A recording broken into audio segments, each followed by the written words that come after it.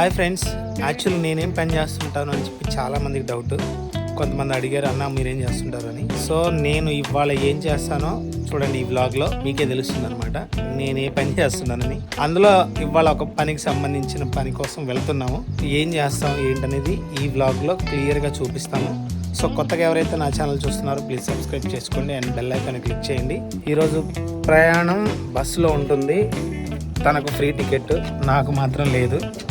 So ఇక్కడ నుంచి మేము ఇద్దరం కలిసి విజయవాడకు ప్రయాణం అవుతున్నాం. సో దారిలో అన్ని విషయాలు షేర్ చేసుకుంటా, చూస్తూ ఉండండి. ఇదేనండి Vinukonda bus stand. Actually Vinukonda నుంచి విజయవాడకి ఎవ్రీడే ఫుల్ బస్సులు ఉండేవి. ఈ ఫ్రీ బస్ స్కీమ్ వల్ల ఒక్క బస్సు కూడా లేదు. చాలాసేపు అయితే కూర్చొని వెయిట్ చేసాము. చాలాసేపటికి బస్సు అయితే వచ్చింది.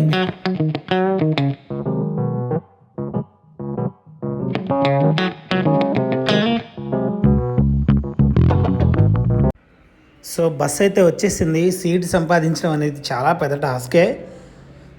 చాలాసేపటికి బస్సు వచ్చిన తర్వాత ఇద్దరం కలిసి కూర్చున్నాము. బస్సు అయితే బయలుదేరింది. మా ఆవిడైతే ఆ పక్కన కనిపిస్తున్న బస్సు మా ఊరు వెళ్తుందండి, ఆపేసి అది ఎక్కి మా ఊరు వెళ్ళిపోతారండి అని సరదాగా చెప్తుంది. ఓకే పర్లేదులేమ్మా, ఈసారి పంపిస్తానులే అని చెప్పాను. బస్సు అయితే బయలుదేరుతుంది. సో దారిలో చాలా విషయాలు అయితే నేను చూశాను. వాటికి సంబంధించిన అప్డేట్స్ అన్నీ ఈ వీడియోలో ఇస్తూ ఉంటాను. చాలామంది అడుగుతుంటారు మీ ఊరు ఏది అని. సో ఇప్పుడు కనిపిస్తుంది చూడండి పెద్ద లెటర్స్తో, ఐ లవ్ వినుకొండ. ఇదే మా ఊరు. సో మా ఊరు అయితే ఇప్పుడే దాటాము. కండక్టర్ అయితే నాకు టికెట్ కొట్టేశాడు. చూస్తున్నారుగా, మా ఆడైతే నవ్వుతుంది, మీకు టికెట్ ఉంది నాకు లేదండి అని చెప్పి. ఏం చేస్తాం, ఆడవాళ్ళ రాజ్యం అలాగుంది. నిజానికి చెప్పాలంటే బస్సులో సగం మంది ఆడవాళ్ళే ఉన్నారు. కెమెరా అటువైపు తిప్పితే ఇక్కడ నన్ను కొడతారేమోనని చెప్పి భయపడి కెమెరా అటువైపు తిప్పట్లేదు. నిజం చెప్పాలి అంటే బస్ స్టార్ట్ అయిన కొద్ది నిమిషాలకే హాయిగా జోలపడినట్టుంది. మా ఆవిడ ప్రశాంతంగా పడుకుంది. సో నేనైతే కిటికీలోంచి అందమైన ప్లేసెస్ అయితే క్యాప్చర్ చేయడం మొదలెట్టాను. చూసారు కదా ఎంత బ్యూటిఫుల్గా ఉంది. నేచర్ రియల్లీ అమేజింగ్ కదా.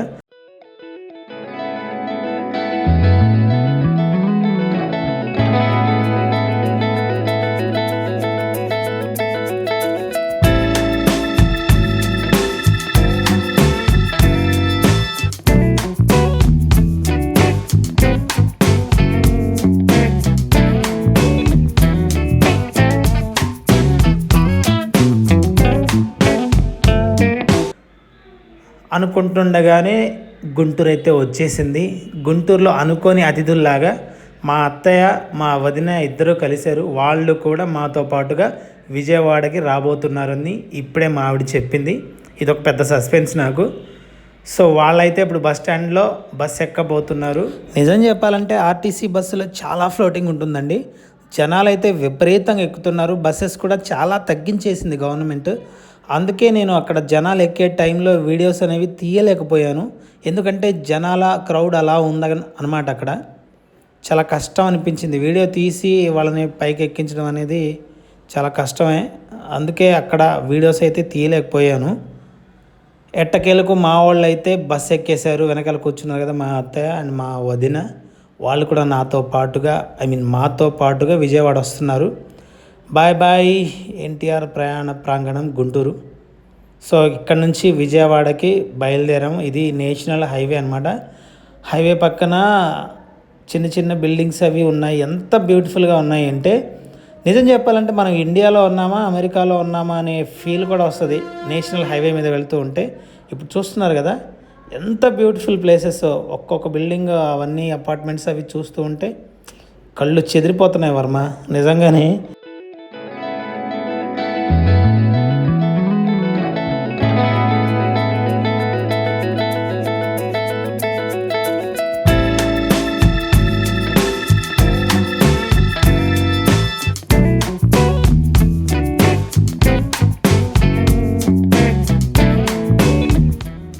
బస్ కూడా వెళ్తున్నప్పుడు ముందు వైపు చూస్తున్నా కూడా చాలా అమేజింగ్ వ్యూస్ అనమాట.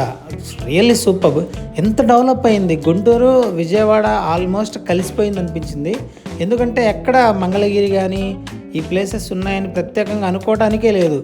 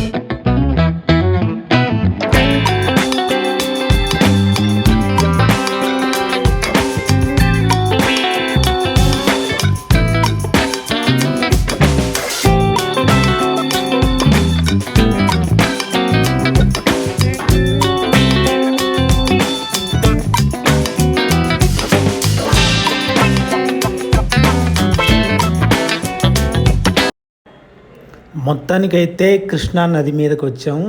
Beautiful view. ఇప్పుడైతే చూస్తే చాలా బాగుంది, ఎందుకంటే వాటర్ ఫ్లో కూడా ఉంది కాబట్టి నది మొత్తం వాటర్ కనిపిస్తూ ఉంది. దూరం నుంచి చూస్తుంటే వా అమేజింగ్ అన్నట్టుగా ఉంది.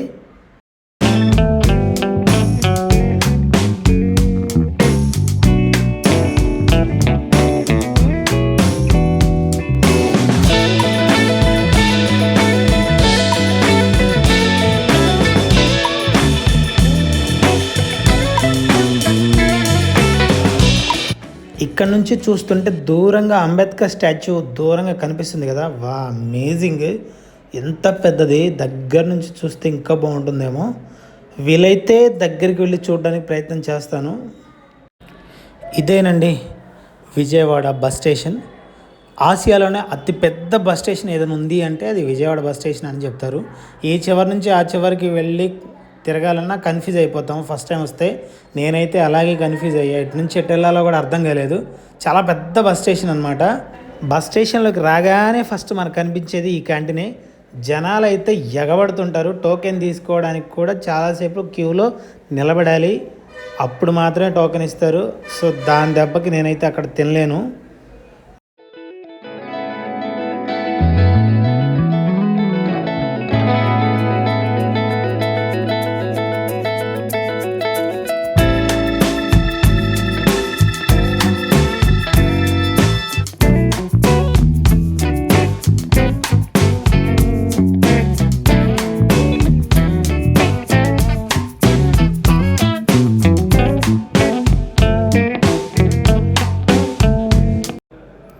సో బస్ స్టాండ్కి ఆపోజిట్లో ఒక హోటల్ అయితే ఉంటుంది, అక్కడికైతే వెళ్ళాము.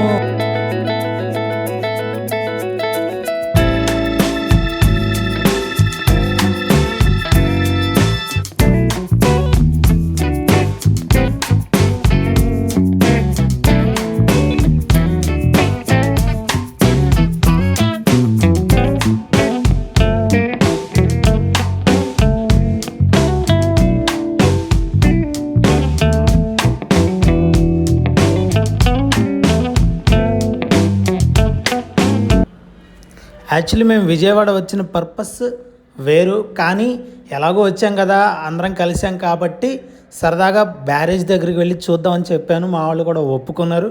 సో అక్కడ నుంచి బస్ స్టాండ్ నుంచి ఆటో ఎక్కేసేసి బ్యారేజ్ దగ్గరికి అయితే ఇప్పుడు వెళుతూ ఉన్నాం.